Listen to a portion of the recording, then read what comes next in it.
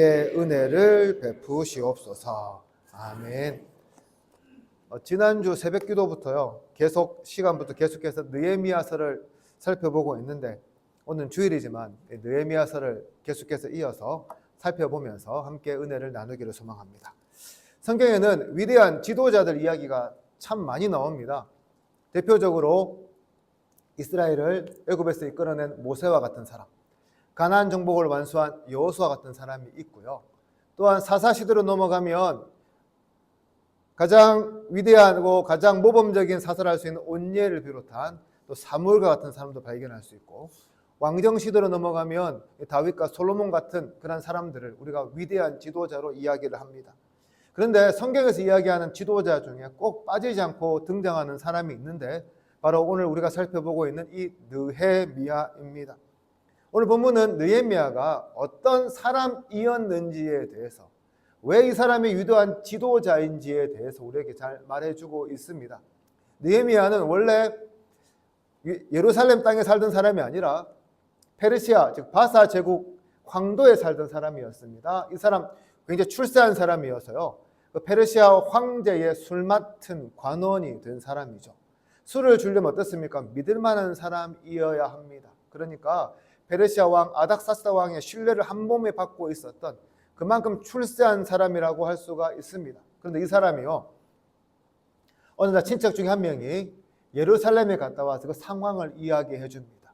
예루살렘 성벽은 무너졌고 이로 인해 동족들의 능욕을 당한다고 하니까 거기서 울면서 하나님께 기도해요. 하나님, 내가 어떻게 우리 민족을 위해서 일할 수 있을까요? 그때 하나님의 섭리로 이 사람이 유다의 총독이 되어서요, 예루살렘으로 와서 예루살렘 성벽을 완성하는 그런 위대한 일을 하는 것을 우리가 느헤미야서를 보면 알게 됩니다. 그렇다면 이 느헤미야는 과연 어떤 인물이었을까요? 오늘 우리가 읽은 본문 앞에 보면 느헤미야의 지도로 예루살렘 성벽을 다시 쌓을 때에 여러 가지 어려움이 있었다고 이야기합니다. 먼저는 외부적인 위협이었습니다. 유다 위에 사마리아가 있지 않습니까? 사마리아 이 당시 총독이 이 산발랏이었는데, 이 산발랏과 그의 종이었던 암몬 사람 도비야, 그리고 아라비아 사람 게셈, 그리고 주변의 여러 민족들이 똘똘 뭉쳐서요, 이 예루살렘 성벽 공사를 방해합니다. 처음에는 놀려요. 조롱하고 비웃으면서 일을 하지 못하도록 길을 꺾으려고 하고요. 그래도 꾸역꾸역 일을 하니까 어떤 수를 벌이냐면, 이 성벽을 지을 수 없을 거라는 유언비어를 막 퍼뜨리고요.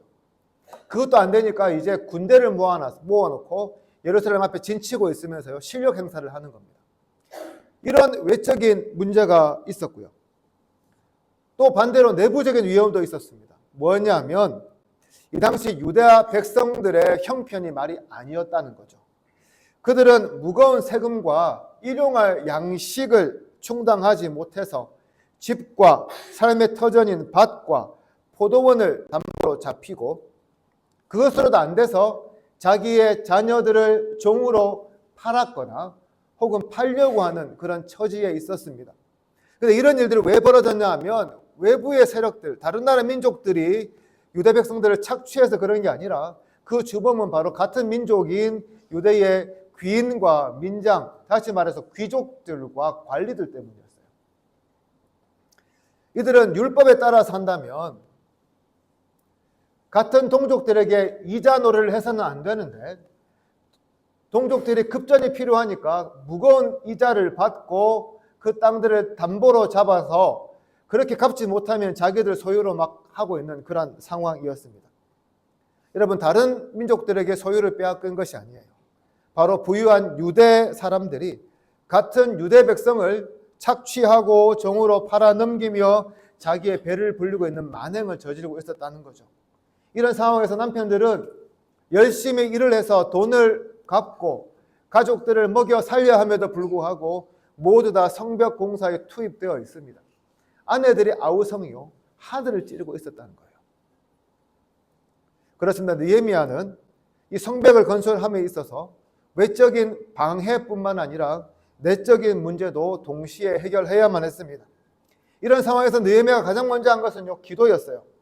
이를 통해서 산발랏을 비롯한 대적자들의 선동으로부터 민심을 일단 수습합니다.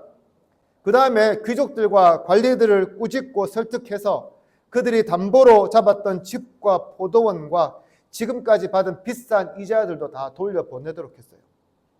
그런데 여러분, 이게 과연 쉬운 일일까요? 특별히 우리가 주목해야 할 부분은 뭐냐 하면 귀족들과 관리들이 느헤미야의 권고를 받아들여서 자기들이 담보로 잡았던 것들과 이자들을 다 돌려주었다는 거예요. 여러분, 사람이라는 존재가 얼마나 욕심이 많은 존재입니까? 부모 형제 간의 싸움이 왜 생깁니까? 대부분 재산, 돈 때문이에요.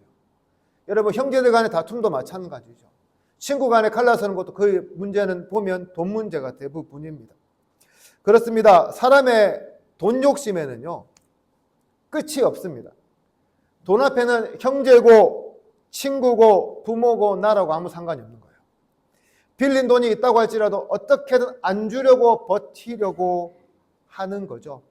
하물며 법적으로 내 것이 된 돈과 토지와 집을 그냥 돌려준다는 것, 이것은 사실 우리가 상상하지 못하는 기적과도 같은 일이라고 말할 수가 있습니다. 그런데 이스라엘의 귀족들과 관리들은요, 기적과도 같은 이런 일들을 행했다는 겁니다. 이런 말도 안 되는 일들이 어떻게 일어나게 되었을까요? 단순히 느헤미야가 총독으로서 그냥 명령하니까 그렇게 따랐던 것일까요? 위에서 돌려주라고 팍팍 누르니까 어쩔 수 없이 돌려준 것일까요? 성경은 느헤미야가 숙고하여 하나님의 말씀에 따라서 논리적으로 설득했기 때문이라고 설명합니다. 그렇습니다. 이 점이 중요하게 작용한 것은 부인할 수 없는 사실입니다. 그러나 우리가요, 또 다른 하나의 원인도 찾아보게 되는데 그것은 뭐냐면 바로 느헤미야의 삶이었어요. 느헤미야의 삶이 동반되었기 때문에 이런 말을 했을 때 힘이 있고 그 말을 통해서 귀족들과 관리들을 감동시켰다는 거죠. 여러분, 생각해 보십시오. 아무리 율법에 근거해서요, 논리적으로 잘 설명해 준다고 해도 자신이 그렇게 살아가지 못하면 그 말은 설득력이 전혀 없습니다. 그렇지 않습니까? 나는 안 지키면서요, 남한테 바로 살라고 이야기한다면 어느 누가 그것을 제대로 지키려고 하겠습니까? 하는 척만 할 뿐요, 속으로는 위선자라고 얼마나 욕을 해댈지 모른다는 거죠. 인도의 독립을 이끌었던 간디에게 어느 날 저 멀리 있는 한 엄마가요, 애 손을 잡고 왔어요. 그리고 이렇게 말했습니다. 간디 선생님, 우리 애가 사탕을 너무 좋아하니까 이 사탕 좀 그만 먹으라고 말 좀 해주세요. 내가 말하니까 안 듣는데 선생님이 말하면 들을 것 같아서 데리고 왔습니다 라고 이야기했습니다. 그때 간디가 뭐라 말했을까요? 보름 뒤에 오세요 라고 이야기를 했어요. 그래서 보름이 지났어요. 보름 뒤에 엄마가 멀리서 또 아이의 손을 잡고 간디에게 왔어요. 그래서 간디가 이렇게 말합니다. 아이야, 사탕 많이 먹으면 몸에 해롭단다. 이게 끝이었어요. 그러니까 엄마가 뿔 따구고 나지 않겠습니까? 왜 그때 이 말 하면 되지, 보름이나 기다리게 하고 왜 그 멀리에서 우리를 걸어오겠습니까? 라고 따지니까요, 간디가 뭐라 했을까요? 그때는 나도 사탕을 먹고 있어서 내가 사탕을 끊고 나서 아이에게 말해주려고 했습니다 라고 답했다고 합니다. 그렇습니다. 느헤미야는요, 누군가에게 명령하기 이전에 자신이 먼저 행동하는 사람이었어요. 그래서 다른 사람에게 희생하라고 말하기 이전에 자신이 먼저 희생하는 모습을 보여주었다는 것이죠. 여러분, 오늘 보면 14절 보십시오. 또한 유다 땅 총독으로 세움을 받을 때 곧 아닥사스다 왕 제20년부터 제32년까지 12년 동안 나와 내 형제들이 총독의 녹을 먹지 아니하였느니라. 여기서 녹으로 번역된 히브리어 단어는 레헴이라는 말이에요. 여러분, 레헴 하면 떠오르는 지명 있죠. 베들레헴. 베들레헴이 베트가 집이고요, 레헴이 빵이거든요. 양식이거든요. 그래서 베들레헴 뜻을 우리가 떡집 이렇게 이야기를 하는데, 말 그대로 하면 그 느헤미야가 12년 동안 총독으로 재임하고 있으면서 총독에게 할당된 음식을 먹지 않았다는 뜻이 됩니다. 이러한 느헤미야의 모습은 귀족들과 관리들이 보기에 전임 총독들과는요, 확연히 구분되는 것이었어요. 그렇다면 전임 총독들은 어떻게 했을까요? 15절 보시면 이렇게 말씀합니다. 백성에게서 양식과 포도주와 은 40세겔을 그들에게서 빼앗았고라고 합니다. 그 앞에 있던 총독들이 주로 했던 일이요, 백성들의 양식과 재산을 착취하는 그러한 일이었다는 것입니다. 여기서 빼앗다는 말은 그냥 군인들을 동원해서요, 그냥 억지로 빼앗아 오는 것을 의미하지 않습니다. 말 그대로 의미는 뭐냐 하면 백성들을 위해 무거운 짐을 지게 한답니다. 즉 전임 총독들은 과중한 세금을 통해서 백성들을 착취했다는 말입니다. 오늘 본문은 그 액수를요, 은 40이라고 하는데, 이 세번역 성경이나 영어 성경에 보면 매일매일 은 40세겔을 착취했다고 이야기합니다. 여러분, 은 40세겔이 얼마나 많은 돈인지 잘 모르시죠? 얼마나 될까요? 은 한 세겔을 오늘날 무게로 환산하면 11.5g입니다. 그래서 40세겔 하면 대충 은 500g 돼요. 돈으로 하면 얼마나 될까요? 약 150돈 정도 돼요.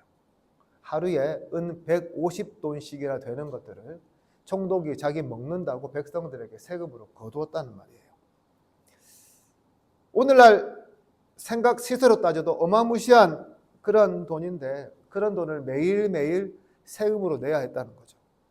그런데 백성들이 져야 할 세금은 매일매일 총독에게 내는 40세겔이 다가 아니었습니다. 총독 밑에서요, 한 자리씩 하던 사람들이 또 다른 명목으로 세금을 부과했기 때문입니다. 그래서요, 백성들의 삶이 고단할 수밖에 없었어요.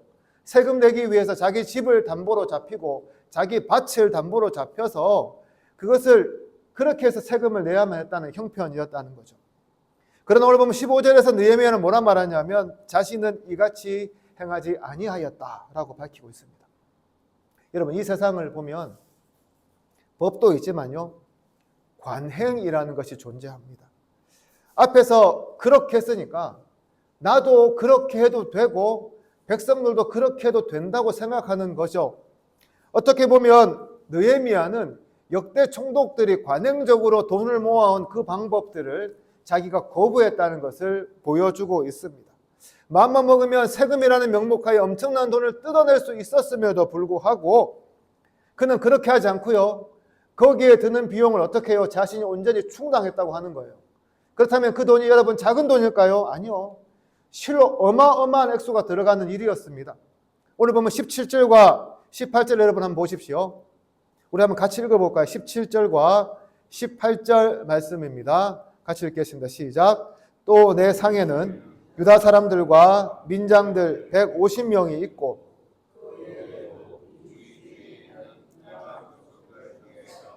우리에게 나온 자들이 있었는데 매일 나를 위하여 소 한 마리와 살찐 양 6마리를 준비하며 닭도 많이 준비하고 열흘에 한 번씩은 각종 포도주를 갖추었나니 비록 이같이 하였을지라도 내가 총독의 녹을 요구하지 아니하였음은 이 백성의 부역이 중함이었더라. 아멘. 총독의 식탁에서요, 얼마나 많은 사람들이 먹었다고 합니까? 한두 명 아니에요. 유다 사람들과 민장들만 자그마치 150명입니다. 여기에 이방인 중에서 나온 자까지 포함하면 거의 200명쯤 되지 않았을까라고 우리가 쉽게 상상해 볼 수 있지요. 우리가 생각해도 엄청난 사람들을 느헤미야가 자비로 먹여야 했다는 것을 우리가 깨닫게 됩니다. 그래서요, 매일 이들에게 식사를 제공하기 위해서 소 한 마리 잡아야 하고 살찐 양 6마리, 셀 수 없이 많은 닭들, 그리고 열흘에 한 번씩은 연회를 열어야 했기 때문에 포도주도 제공해야 한다고 말씀합니다. 상식적으로 생각해도요, 혼자서 감당하기에는 정말 말도 안 되는 그러한 엄청난 규모였다는 거죠. 그럼에도 불구하고 느헤미야가 이것을 요구하지 않은 것은 백성들의 삶이 너무나 곤고했기 때문이었습니다. 자신의 편안함과 자신의 유익을 위해 백성들을 희생시킬 바에야 그 비용을 느헤미야는 자신이 온전히 감당하고자 했던 거죠. 그래서 오늘 보면 16절을 보면 그것뿐만이 아닙니다. 오늘 보면 16절에 보면 느헤미야 뭐라고 말합니까? 자기가요, 땅 한 평 가지지 않았다고 이야기해요. 이 당시 총독이 되면 그 땅에서의 지위를 확보하기 위해서 싼값에 땅을 확보하거나 빼앗는 것이 일반적이었습니다. 왜 그랬을까요? 많은 백성들을 소작농으로 거느리면요, 백성들을 통제하기가 되게 쉬운 겁니다. 그런데 느헤미야는 어떻게 합니까? 총독의 지위를 단단하게 다질 수 있는 그 땅을 사지 않았다는 겁니다. 대신에 그는 온전히 성벽을 재건하는 일에 온 힘을 기울였습니다. 심지어 그와 함께 했던 관리들도 백성을 압제하기는커녕 성벽을 재건하는 일에 헌신하였다고 말씀합니다. 그렇다면 느헤미야가 왜 그동안의 총독들의 관행을 다 깨어 부숴버리고 자기의 유익까지 포기하면서 예루살렘 백성들을 섬기고 성벽을 쌓는 데 몰두했을까요? 그것은 바로 이스라엘 백성들, 자기 동족들을 사랑했기 때문이었습니다. 느헤미야는 페르시아의 궁정에 있을 때부터 유다 백성들의 모습을 보고 마음 아파했습니다. 그들이 성벽이 없어서 항상 불안에 떨며 대적자들의 능욕을 당한다는 이야기를 듣고 그 민족의 형편을 생각하며 울었습니다. 예루살렘에 도착해서는 귀인들과 민장들의 횡포를 듣고 분노했습니다. 그렇습니다. 느헤미야는 자기 동족들을 누구보다도 사랑했기에 백성들을 위해 일을 했던 것입니다.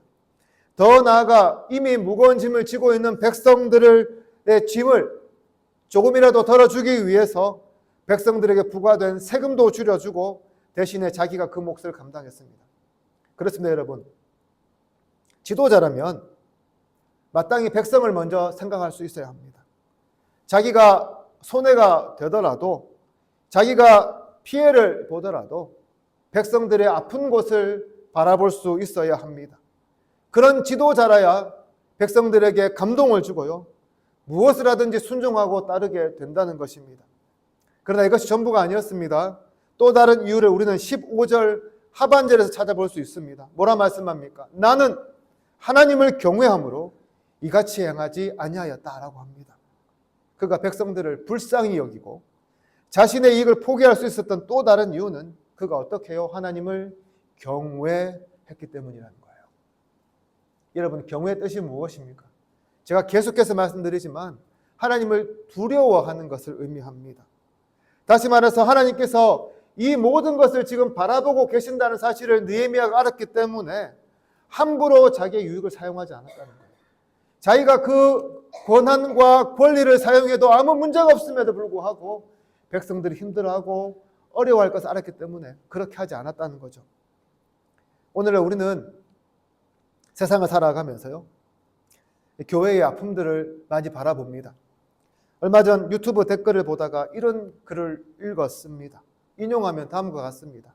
예수님 믿으면 천국 가지만 교회 믿으면 지옥 갑니다 라는 말도 있었고요. 대한민국이 썩은 냄새가 교회에서 제일 많이 납니다. 그곳에 속한 사람들까지 싫다는 국민들이 많습니다. 교회가 스스로를 돌아봐야 합니다 라는 댓글도 있었습니다. 이외에도 수많은 악플들을 우리는 교회 이야기를 볼 때마다 발견합니다. 왜 이런 부정적인 평가가 세상 가운데 난무하는 것일까요? 왜 교회는 세상과 더불어 함께하기는커녕 사람들에게 외면받고 비난받고 교회 안에 있는 성도들조차 세상 사람들의 미움을 받는 지경에 이르게 되었을까요? 여러분, 산상수훈에 보면 예수님께서요, 우리가 의를 따라 살면 핍박을 받는다고 분명하게 말씀합니다. 그런데 오늘날 우리가 현실에서 겪는 이 부정적인 평가와 핍박은 과연 우리가 세상에서 의로운 삶을 살았기 때문에 받는 것일까요? 그것도 아니면 우리가 하나님 말씀에 충실했기 때문에 받는 그러한 것일까요? 그것도 아니면 우리가 하나님 앞에서 두려워하는 삶을 살았기 때문에 우리에게 닥쳐오는 것일까요? 정말 이런 일로 인해 겪는 핍박과 외면이라면 정말 좋겠습니다만 안타깝게도 우리가 살아가는 현실은 정반대라는 겁니다. 궁극적인 이유는 세상 사람들이 바라는 예수 믿는 사람들에 대한 기대치를요, 우리가 충족시켜주지 못하기 때문에 그렇다는 거예요. 우리 입술에서 사랑의 말이 아닌 미움과 증오의 말이 터져나오고 우리의 삶에서 그리스도의 향기가 아닌 세상의 악취들이 새어나오고 이웃을 사랑하기는커녕 함정에 빠뜨리고 착취하고 사기치고요, 또한 거짓말을 입에 달고 살아가면서도 교회에 열심히 출석하고 교회 일을 열심히 하는 것을 보면서요, 사람들이 이해하지 못하는 거예요. 어떤 분은 오늘날 교회가요, 개토화 되었다고 말합니다. 개토가 무엇입니까? 원래는 나치 시대에 유대인만 모여 살도록 강제로 격리한 거리나 구역을 말합니다. 그러나 오늘날은 보통 사회와 따로 떨어져서 자기들만의 사고로 살아가는 집단을 일컫는 표현으로 사용됩니다. 이 말을 그대로 교회에 적용해 보면 오늘날 교회가요, 세상과 접촉하기보다는 우리만의 진리, 우리만의 생각, 우리만의 의로움을 추구하면서 살다가 세상의 상식적인 사고와는 거리가 먼 이상한 집단이 되었다는 이야기이기도 합니다. 실례로 오늘날 교회가 보여주는 행동들은 세상의 상식들과 어긋나는 때가 참으로 많이 있다는 것을 우리가 보게 되죠. 그러니까요, 세상 사람들의 마음을 얻을 수가 없고 무엇을 하든지 밉상처럼 보일 뿐이라는 겁니다. 그래서 우리가 아무리 우리끼리 모여서 의롭다고, 하나님께 은혜 받았다고, 감동받았다고, 눈물 흘리고 찬양하고 기도한들, 세상 사람들은 우리가 무엇을 하든지 관심 자체를 보이지 않는 거죠. 우리가 아무리 선한 일을 한들 아무 반응 자체를 보이지 않습니다. 왜냐하면 교회는 자기들과는 전혀 다른 이상한 곳으로 바라보기 때문에 그렇습니다. 그렇다면 우리가 어떻게 해야 할까요? 오늘 본문에서 느헤미야는 하나님이 두려워서 자기는 관행적으로 얻을 수 있는 유익들을 포기했다고 말씀합니다. 이것이 오늘날 우리에게 필요한 모습입니다. 할 수 있다고 다 하는 것이 아니에요. 우리 때문에 누군가 피해를 받을 수 있다면, 우리의 말 한마디 때문에 누군가 상처를 받을 수 있다면, 우리 행동 하나 때문에 누군가 하나님에 대한 부정적인 시각을 가질 수 있다면, 비록 우리가 할 수 있더라도요, 하지 않는 것이 지혜라는 말씀입니다.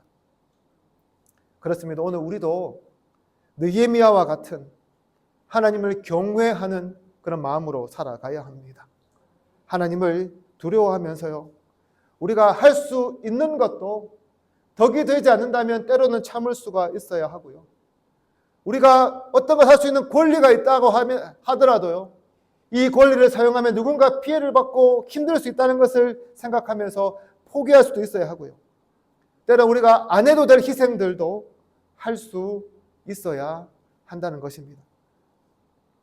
바로 이렇게 하나님 앞과 백성들 앞에서 바로 선 그 느헤미야를 옆에서 직접 바라보았기 때문에 그가 하나님의 말씀을 근거로 귀족들과 민장들을 책망하며 그동안 불법적으로 얻은 것을 다 돌려주라고 말했을 때에 그들은 군말 없이 그 모든 것들을 다 돌려주었던 것입니다. 더불어서 오늘 본문은 지도자라면 느헤미야처럼 마땅히 모범을 볼 수 있어야 한다고 당부하고 있습니다. 그래서 지도자는 누구보다도 백성을 사랑해서 자기를 희생할 수 있어야 하고, 권리가 있다고 무조건 사용하는 것이 아니라 백성들에게 큰 짐이 된다면 때로는 참을 수도 있어야 하고, 삶 자체가 모범이 되어서 삶으로 백성들을 설득할 수 있어야 한다고 말씀하고 있습니다. 만약 느헤미야가요, 이러한 삶이 전제되지 않았다면 그가 아무리 율법의 근거에서 호소해도 어떤 백성들도 그 말을 귀담아 듣지 않았을 것입니다. 사랑하는 성도 여러분, 참 안타깝게도 좋지 않은 지도자의 전형은 오늘날에도 여전히 나타납니다. 자신의 지위와 권세를 사용해서 부당하게 재산을 축적하는 일들이 여전히 수면 아래에서 이루어지고 있습니다. 지난주 뉴스에 보니까 한 국회의원이요, 청탁하는 메시지를 받은 것이 발각이 되고, 또 어떤 사람은 공천을 대가로 20억을 받았다는 녹취가 나와서 큰 혼란을 주었습니다. 위에도 수많은 부동산을 가지고 가난한 사람들에게 고리로 임대하며 돈을 벌거나 땅을 사놓고 자기 땅을 개발하라고 입법 활동하는 의원들의 소식들도 우리에게 심심치 않게 들려옵니다. 지방자치단체장이라 해도 다르지 않지요. 서울의 어느 단체장은 자기 재산을 포기하지 못해서 자진 사퇴하는 일도 있었습니다. 돈 앞에 장사가 없고 재산을 늘리기 위해서라면 수단과 방법을 가리지 않고 사용하는 것이 오늘날 우리가 바라보는 그러한 지도자들의 모습입니다. 특별히 지난주 우리나라는 대통령이 비상계엄을 발동해서 큰 혼란을 겪었습니다. 국민을 위해 계엄을 발동했다고 하는데 저는 정말 이 일이 국민을 위한 일인지는 잘 모르겠습니다. 중요한 것은 이 일 때문에 국민들의 반발을 불러오고 대통령 스스로도 잘못했다는 이야기들이 많이 들려온다는 것입니다. 일련의 사태를 바라보면서요, 저는 우리 대통령이 느헤미야와 같은 사람이었으면 어땠을까라는 그런 생각을 해보게 됩니다. 그분이 검찰총장 시절에 했던 말들은 우리 모두에게 큰 감동을 주었지 않습니까? 저런 분이라면 이전의 정치인들과는 다른 정말 공정과 정의를 세워줄 것이라고 여러분 믿지 않았습니까? 그런데 지금 우리가 보듯이 그런 일들이 일어나기는커녕 오히려 내로남불로 일관하는 모습들이 더 국민적 공분을 사고 있다고 생각합니다. 사랑하는 성도 여러분, 지난 일주일간 나라가 어떻게 흘러가는지 모를 정도로 우리는 정신없이 보냈습니다. 어제 탄핵이 부결되면서 그려지는 그림은 앞으로의 진영 갈등은 더 강해질 것이고 상황은 더 혼란해질 것이라는 예상입니다. 계속된 탄핵 집회가 있을 거고 정치권의 갈등이 있을 거고 더 나아가 국민의 분열이라는 이 혼란스러운 정국이 어떻게 수습될지 저는 사실 잘 모르겠습니다. 그러나 이러한 시국에 우리가 무엇보다도 따라야 할 것은 느헤미야의 모습이라고 생각합니다. 1장에서 느헤미야는 유다가 하나님 앞에 죄를 지어 망한 것이요 자기와 자기 집안의 탓이라고 고백하고 회개합니다. 자기는 그때 태어나지도 않았어요. 아무런 잘못을 저지르지도 않았으면서도 그는 하나님께 자신의 잘못이라는 회개의 기도를 드렸습니다. 오늘 우리의 이 시국을 바라보면서 우리에게도 이런 마음이 필요하지 않은가라고 생각해 보게 됩니다. 누구에게 우리가 분노하기에 앞서서요. 이 모든 일련의 사태에 우리의 잘못이 있음을 느헤미야처럼 인정하고 기도하는 것이 필요하다는 것입니다. 더 나아가 이런 시국에요. 느헤미야와 같은 지도자들이 나오기를 소망해 봅니다. 말과 행동이 일치하는 지도자, 권력을 가지고 있으면서도 백성들을 위해서 참는 지도자, 그리고 하나님을 경외하는 지도자, 그런 지도자들이 나와서 국민들이 고개 숙이고 따를 수 있는 그런 일들이 우리 가운데 일어나기를 소망해 봅니다. 그런 한편으로 느헤미야와 같은 리더십은 정치인들에게만 해당되는 것은 아닙니다. 오늘 우리도 이런 리더십이 필요합니다. 저는 여러분 한 분 한 분에게 느헤미야와 같이요 이웃을 사랑하고 하나님을 경외함으로 자신을 희생하는 그런 거룩한 열정이 있기를 소망합니다.